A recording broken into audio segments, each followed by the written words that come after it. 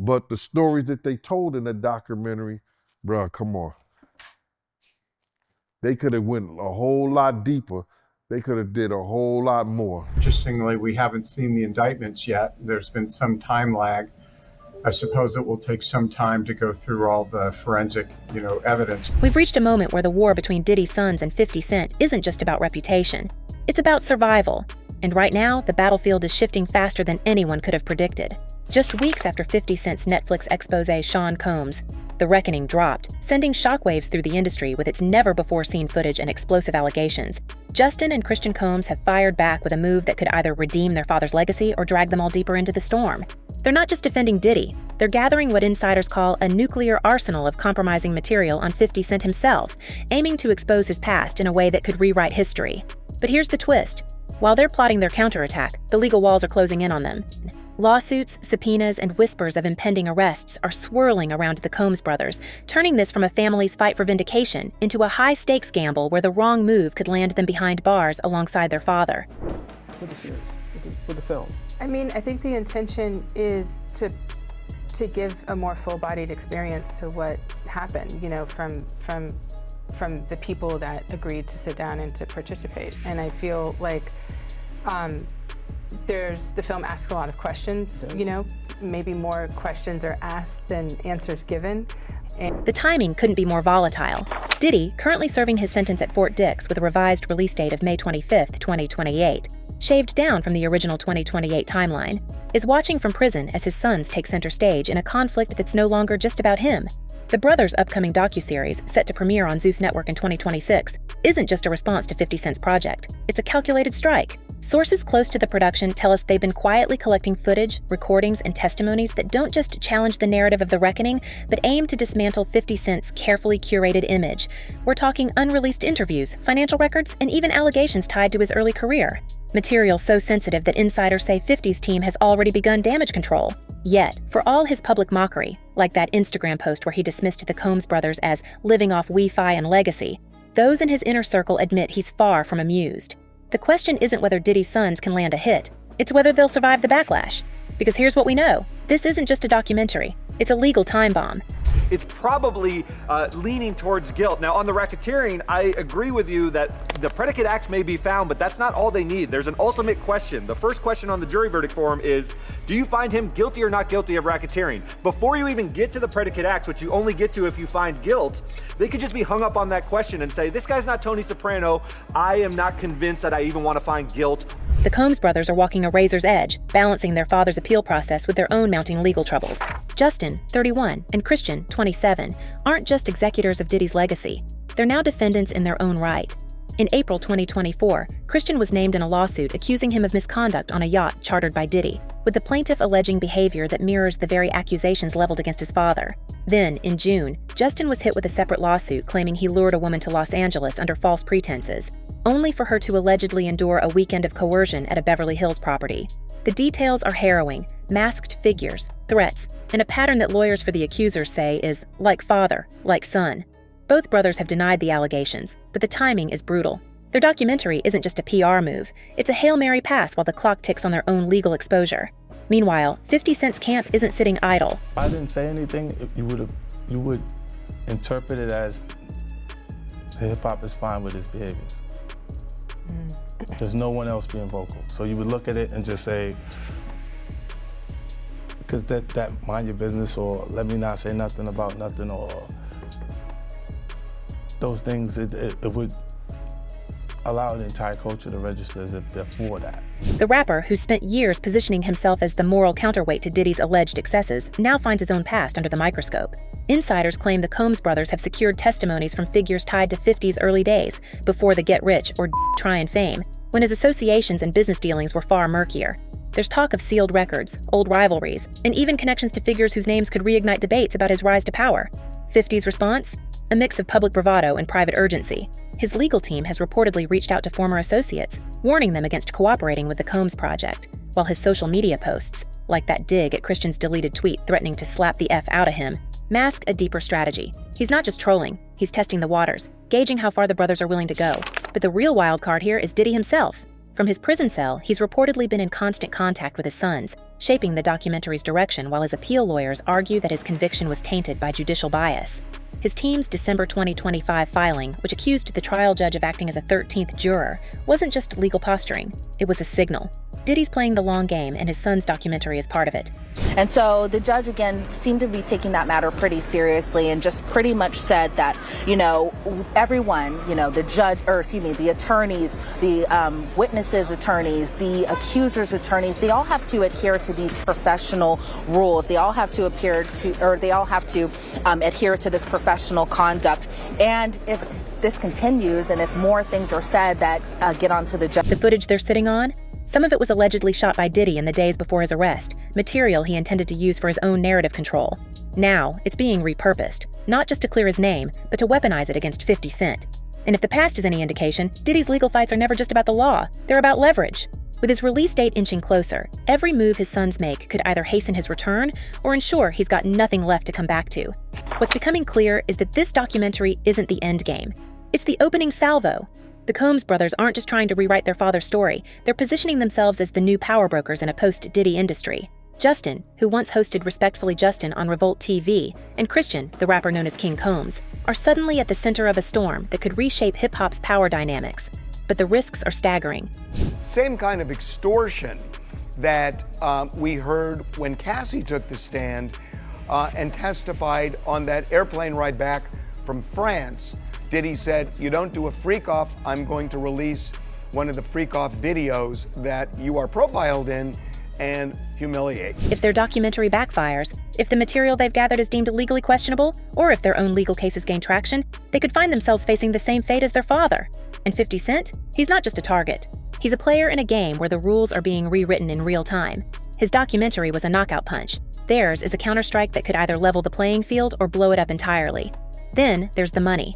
Diddy's empire, once worth hundreds of millions, is now a shell of itself, with lawsuits draining his resources and his brand toxicity making partnerships untenable. His sons, however, still have access to certain assets and certain secrets. Industry whispers suggest they've been in talks with investors willing to back their projects, not out of loyalty to Diddy, but because of what they might uncover.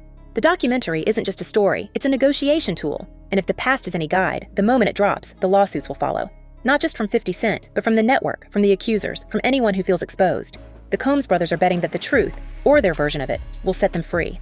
But in a world where truth is a commodity, and leverage is the only currency that matters, freedom might come at a price none of them are ready to pay. What we're watching now isn't just a feud. It's a collision of legacies, legal strategies, and raw ambition. Bankman-Fried were in the unit that was one floor above mine.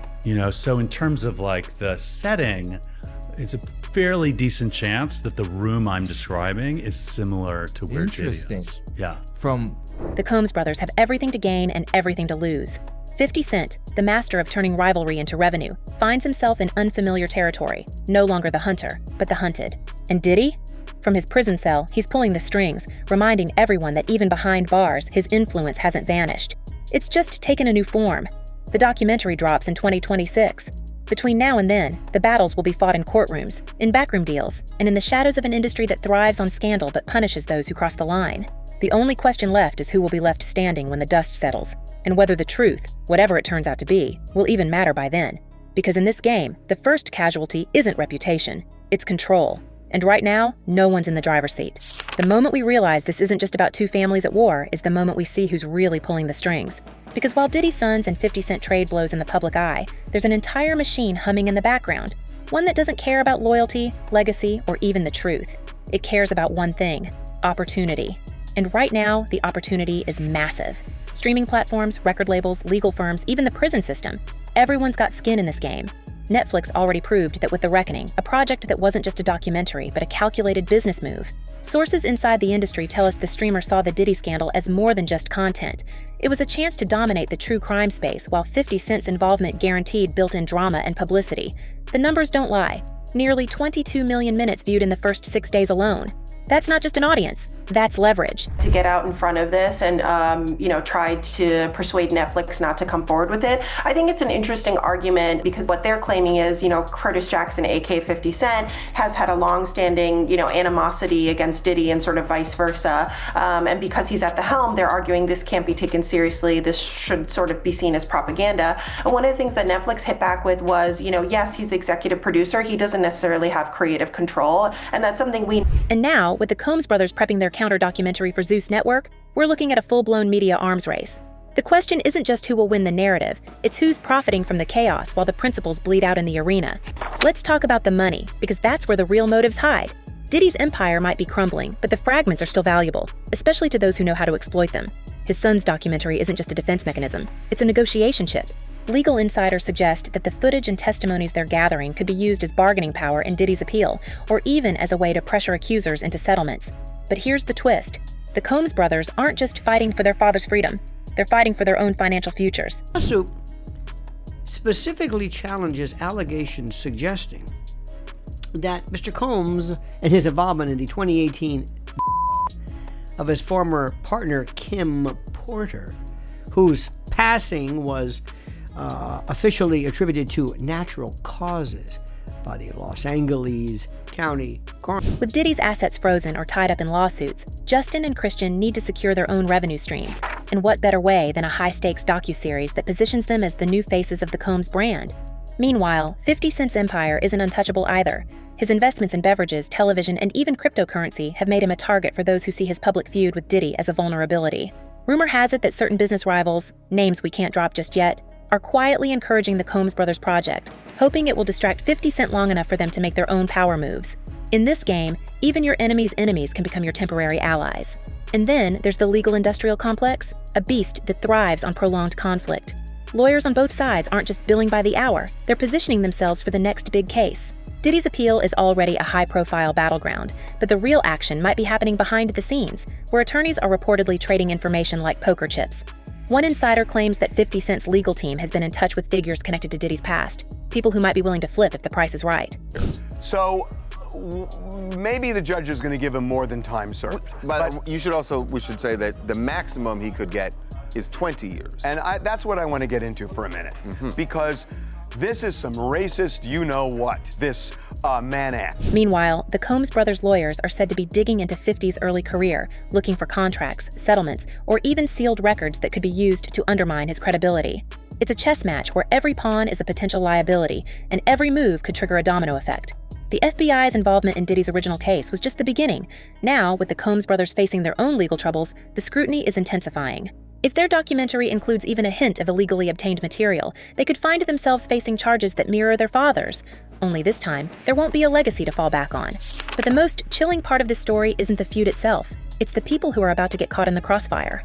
We're talking about the assistants, the former employees, the low-level executives who worked for Diddy or 50 Cent during the years in question. These are the names that haven't made headlines yet, but they will. Industry veterans warn that as the Combs brothers dig deeper, they're going to drag others into the spotlight. People who never signed up for this level of exposure.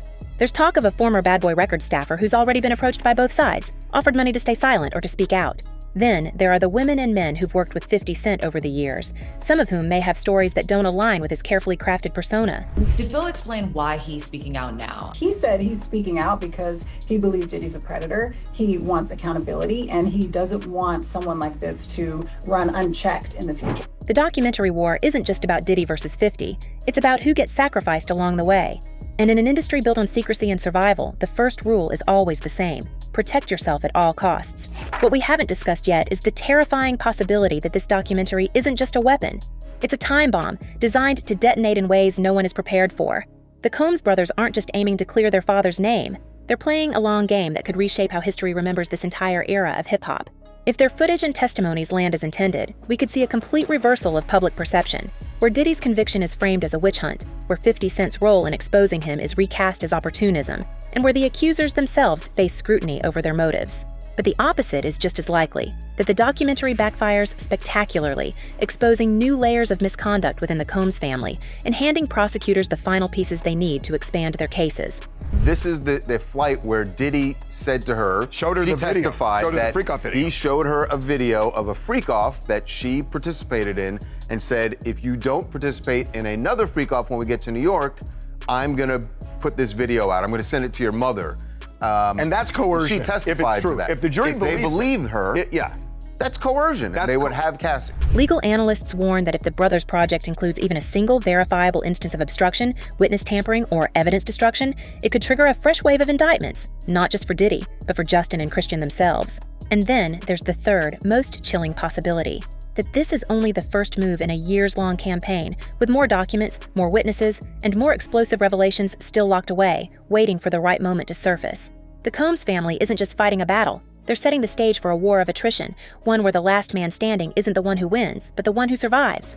But to understand why this feud feels so existential, we have to zoom out and see it for what it really is.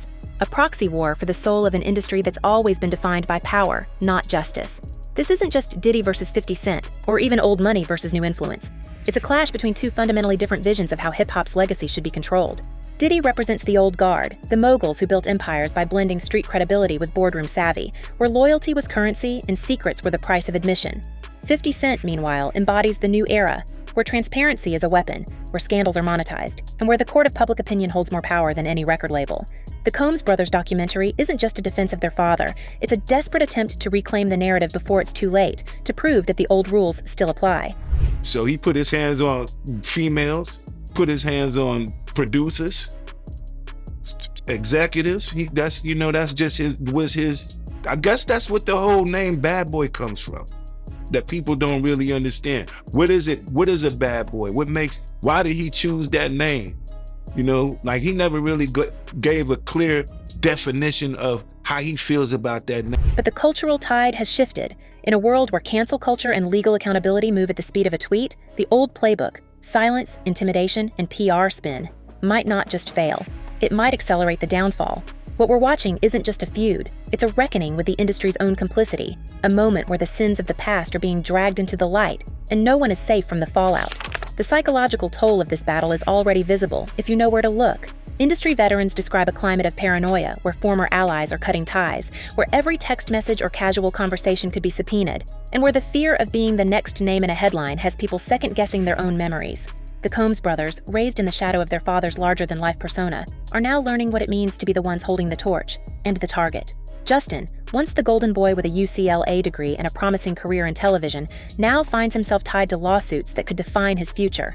Christian, the rapper who once dropped tracks celebrating his father's legacy, is now the subject of whispers about whether he's repeating history. In the moment, it just felt like, what? Like, is this fun for him? Is this like a test? And 50 Cent? He's in uncharted territory. For years, he's been the one controlling the narrative, the one who turned his own legal troubles into a brand. But this time, the stakes are different. If the Combs brothers documentary lands even a few credible blows, it won't just be his reputation on the line. It'll be his entire mythos, the carefully constructed story of the self-made king who outsmarted the game. The fear isn't just losing, it's becoming irrelevant. The most dangerous part of all this? We haven't seen the worst of it yet. The documentary is coming, but so are the countersuits, the leaked recordings, the unexpected betrayals from figures who've stayed silent until now. There are rumors of a former Diddy associate, someone once considered untouchable, ready to flip, offering details that could implicate not just the Combs family, but half a dozen other industry heavyweights. There's talk of 50 Cent's team preparing a preemptive legal strike, aiming to discredit the Combs brothers project before it even drops. And then there's the wild card. Diddy himself, still pulling strings from prison, still convinced he can turn the tide. So apparently Diddy's knee has been bothering him recently, so he reported it. At some point, it was decided that he needed medical care outside of the jail, so he was taken to a Brooklyn home. The system is rigged for explosions like this, where every move triggers a reaction, where every revelation begets another, and where the only certainty is that no one walks away clean. So buckle up. The documentary is just the spark. The fire? That's coming. And when it does, it won't just burn the guilty. It'll take the whole industry with it. What's becoming painfully clear is that this conflict is no longer contained. It's spilling into boardrooms, courtrooms, and even political circles. Diddy's case has already drawn attention from lawmakers who see it as a chance to push for stricter regulations on entertainment industry practices. Meanwhile, 50 Cent's public crusade against Diddy has made him a polarizing figure. Some see him as a truth teller, others as an opportunist. The PR teams are working overtime, but the damage is already done. The data shows a wide variety of sentences. Weighing all the relevant factors, the court determines that the sentence is 50 months of incarceration. 50. 4 years. 4 years. 5-0. 4 years, 2 months. 2 months. Yep. Wow. 50 months. The real power players? They're the ones staying silent, watching from the sidelines as the chaos unfolds, ready to swoop in when the dust settles. Because in the end, this isn't just about who wins or loses. It's about who's left standing when the music stops. And right now, the music is getting louder by the day. So here's where we leave it, with a question that's been nagging at us since this whole saga began.